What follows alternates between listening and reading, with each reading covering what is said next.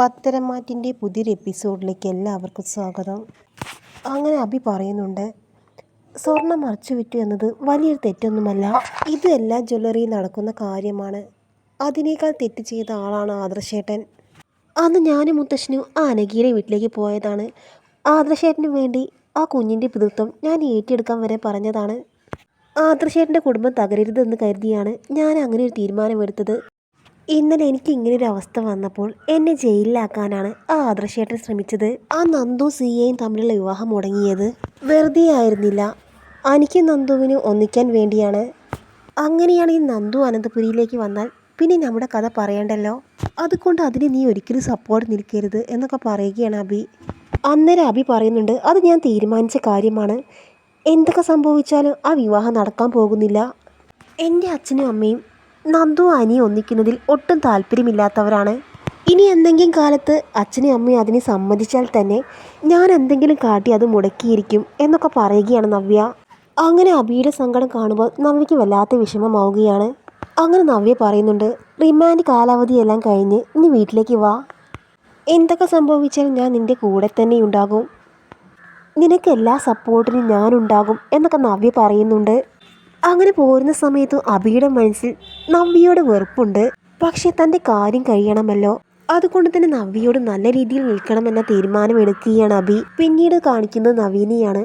നവീൻ്റെ അമ്മ കുറേ പെൺകുട്ടികളുടെ ഫോട്ടോ നവീനെ കാണിച്ചു കൊടുക്കുകയാണ്. മോനെ, നല്ല പെൺകുട്ടികളാണ്, ഇതിലേതെങ്കിലും ഒന്ന് സെലക്ട് ചെയ്യണം എന്ന് പറയുകയാണ് നവീൻ്റെ അമ്മ.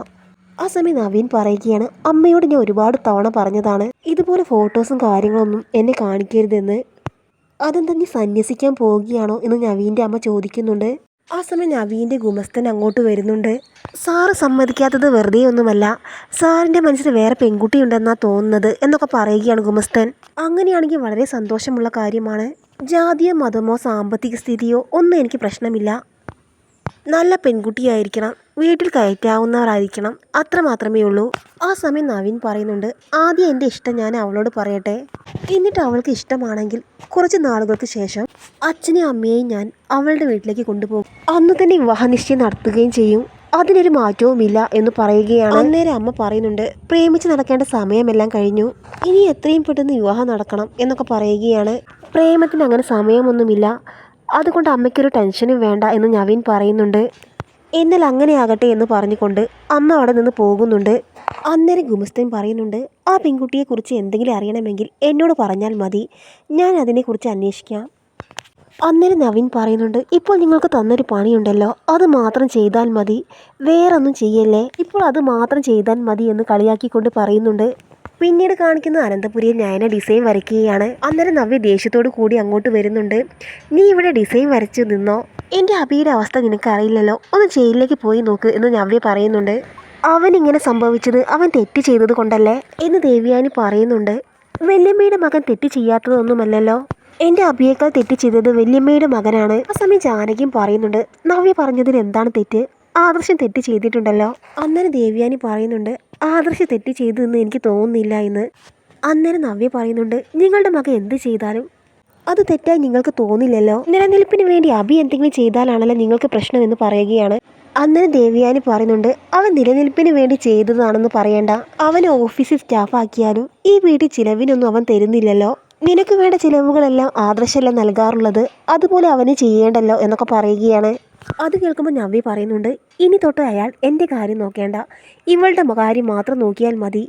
എൻ്റെ കാര്യം മാത്രമല്ലല്ലോ, അയാളുടെ കാമുകിയുടെയും കൊച്ചിൻ്റെ കാര്യവുമെല്ലാം അയാൾ തന്നെ നോക്കേണ്ടേ, എൻ്റെ കാര്യം ഇനി എന്തായാലും അയാൾ ഇനി നോക്കേണ്ട എന്ന് പറയുകയാണ്. അന്നേരം നയന പറയുന്നുണ്ട്, ദേ ചേച്ചി, ആവശ്യമില്ലാത്ത കാര്യങ്ങൾ ഇവിടെ സംസാരിക്കേണ്ട, നിർത്തുന്നതാണ് നല്ലത് എന്ന് പറയുകയാണ്.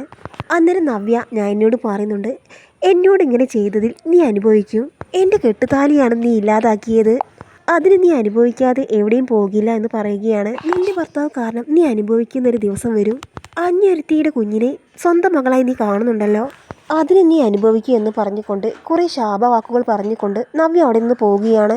അന്നേരം ദേവ്യാനി പറയുന്നുണ്ട്, നവ്യ എങ്ങനെയായാൽ ശരിയാകില്ലല്ലോ, ഈ അവസ്ഥയിൽ മോളെ നവ്യ എങ്ങനെയൊക്കെ പറഞ്ഞാൽ ശരിയാകുമോ, മോൾക്ക് വിഷമമാകില്ലേ എന്നൊക്കെ പറയുകയാണ്. അന്നേരം ജാനകി പറയുന്നുണ്ട്, അത് ആദർശ് തെറ്റ് ചെയ്തത് കൊണ്ടല്ലേ നവ്യ അങ്ങനെ പറഞ്ഞത്, അതിലെന്താണ് തെറ്റെന്ന് പറയുന്ന സമയത്ത് ദേവ്യാനി പറയുന്നുണ്ട്, നീ മുൻപ് അനാമികയെ ഒരുപാട് സപ്പോർട്ട് ചെയ്തതല്ലേ? എൻ്റെ മരുമകളാണ് ശരി, അവളുടെ വീട്ടുകാരാണ് ശരി, അവൾ പറയുന്നതാണ് ശരിയെന്ന്. എന്നിട്ടിപ്പോൾ എന്തായി? ആദർശിൻ്റെ കാര്യത്തിലും നീ അറിയാത്ത ഒരുപാട് കാര്യങ്ങളുണ്ട് എന്ന് പറയുകയാണ് ദേവയാനി.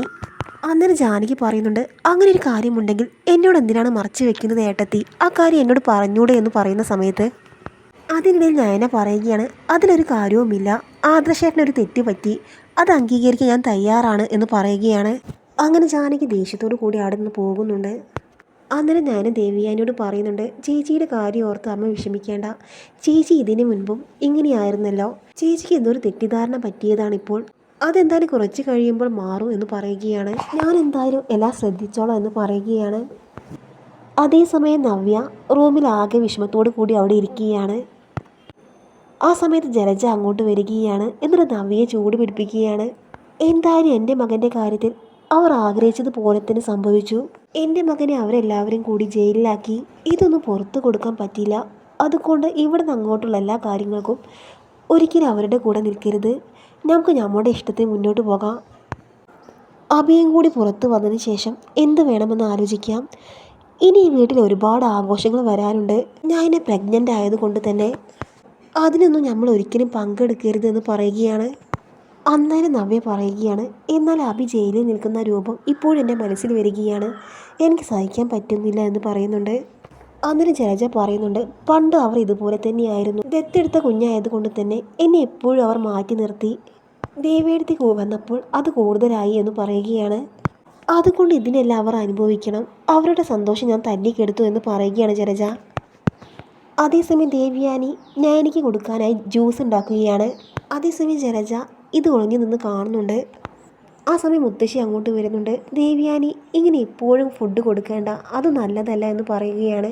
ഞാൻ നല്ല കരുതിയാണ് ഭക്ഷണം കൊടുക്കുന്നത്, വളരെ കുറച്ചുള്ളൂ, മാത്രമല്ല പഴച്ചാറാണ് കൊടുക്കുന്നത്, ഇപ്പോൾ കൊടുക്കുന്നില്ല, കുറച്ച് കഴിഞ്ഞാണ് കൊടുക്കുന്നതെന്ന് ദേവയാനി പറയുന്നുണ്ട്. അങ്ങനെ ജ്യൂസ് അവിടെ വെച്ചിട്ട് അവർ പുറത്തേക്ക് പോവുകയാണ്. അന്നേരം ജലജ അങ്ങോട്ട് വരുന്നുണ്ട്. അങ്ങനെ ആ ജ്യൂസിൽ വിഷം കലർത്തുകയാണ് ജലജ. എന്നിട്ട് ആ ജ്യൂസ് ഭദ്രമായി അവിടെ വെച്ചിട്ട് ജലജ തിരിച്ചു വരുന്നുണ്ട്. അന്നേരം ജലജ മനസ്സിൽ ചിന്തിക്കുന്നുണ്ട്, ഇത് ഞാൻ ഏട്ടത്തിക്കും അമ്മയ്ക്കും എല്ലാം ചെയ്യുന്ന വലിയൊരു ഉപകാരമാണ്. ഇനി ഇവൾക്ക് വേണ്ടി കിച്ചണിൽ കിടന്ന് കഷ്ടപ്പെടണ്ടല്ലോ, ആ കുഞ്ഞങ്ങ് പോയി കഴിഞ്ഞാൽ നിങ്ങൾക്ക് ഇങ്ങനെ അടുക്കളയിൽ കിടന്ന് കഷ്ടപ്പെടണ്ടല്ലോ എന്ന് ചിരിച്ചുകൊണ്ട് മനസ്സിൽ ഓർക്കുന്നുണ്ട്.